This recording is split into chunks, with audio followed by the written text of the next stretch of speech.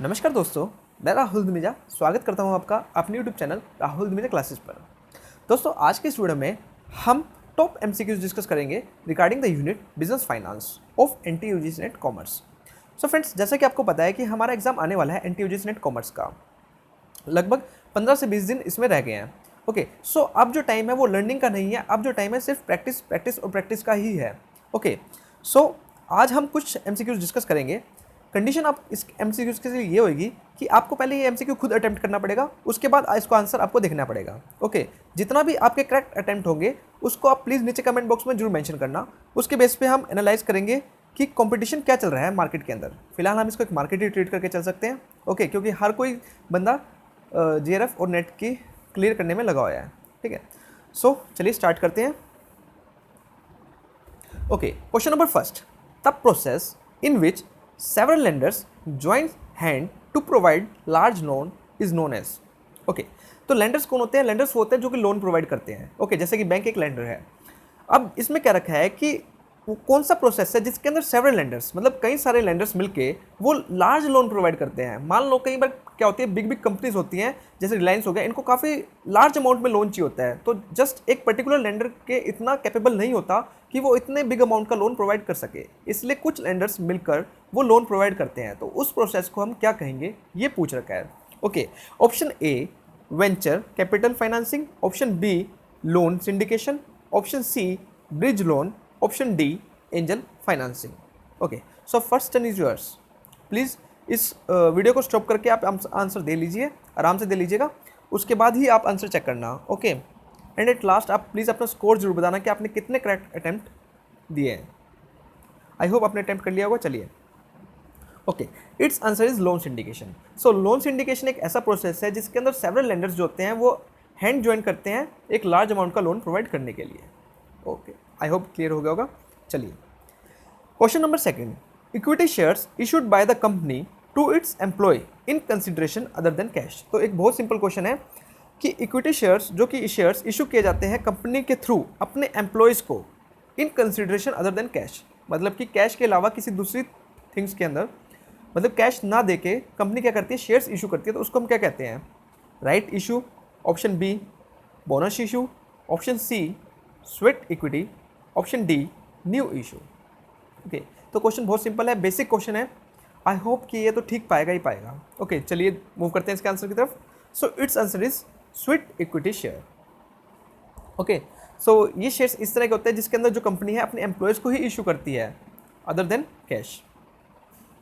चलिए, question number third, sorry यहाँ पे 5 नहीं, थर्ड आएगा। Dash is the oldest technique of speedy collection of receivables.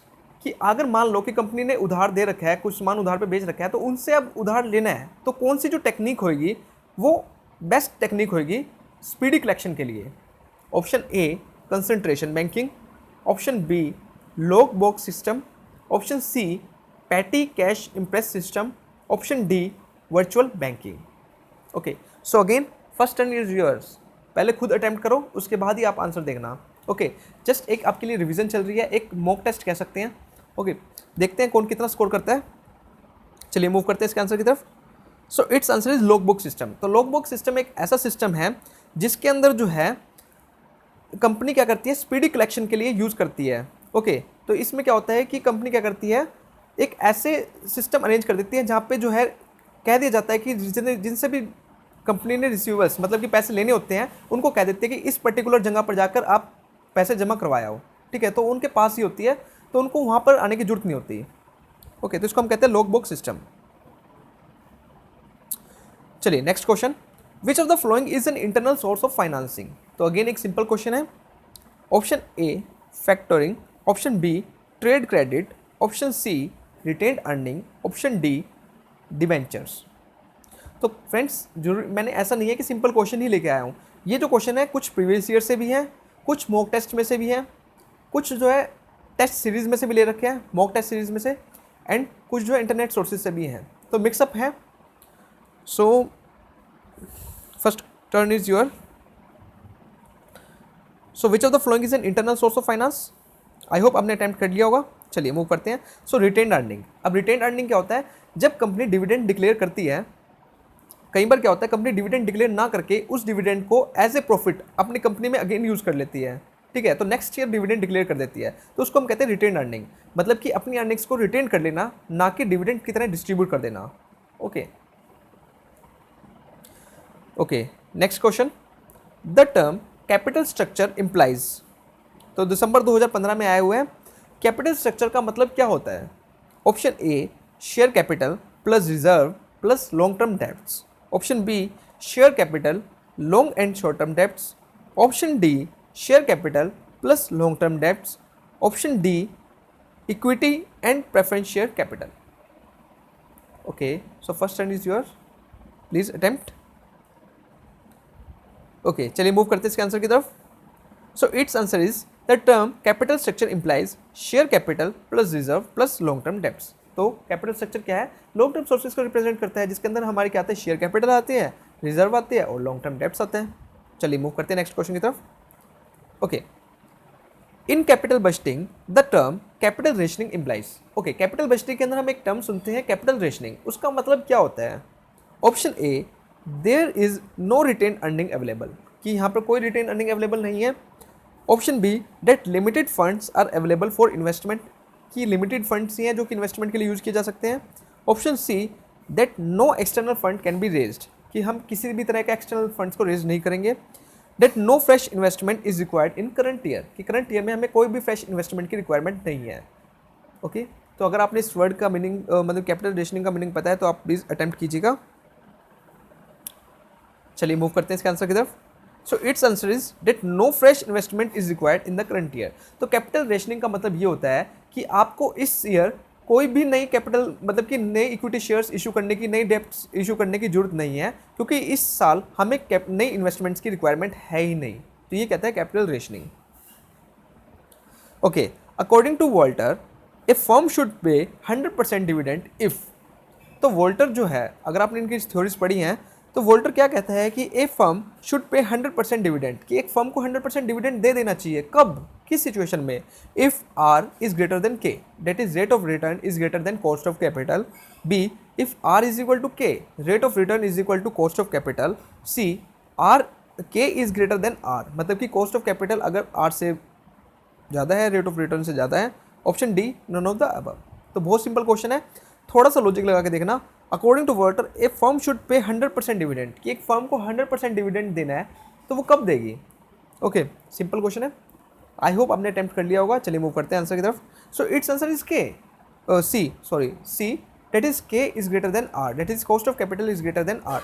तो अगर कॉस्ट ऑफ कैपिटल ज़्यादा है रेट ऑफ रिटर्न से, मतलब कि जो रिटर्न है वो अभी फिलहाल कम आ रहे हैं, और कॉस्ट ऑफ कैपिटल उनके ऊपर जो मान लो इंटरेस्ट वगैरह देना पड़ रहा है कैपिटल के ऊपर वो ज़्यादा है, तो सीधी सीधी बात है कंपनी क्या करेगी, डिविडेंड को डिक्लेयर करेगी, अपनी कंपनी में इन्वेस्ट नहीं करेगी, कंपनी में मतलब कि आगे इन्वेस्ट नहीं करेगी उसकी अर्निंग को, क्योंकि उसको रेट ऑफ रिटर्न जो है वो कम है।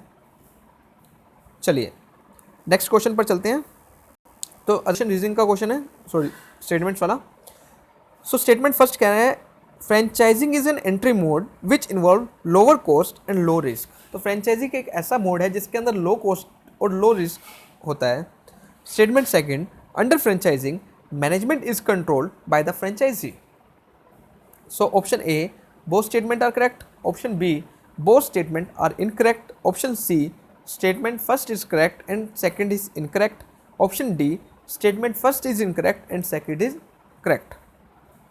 So first one is your, please attempt.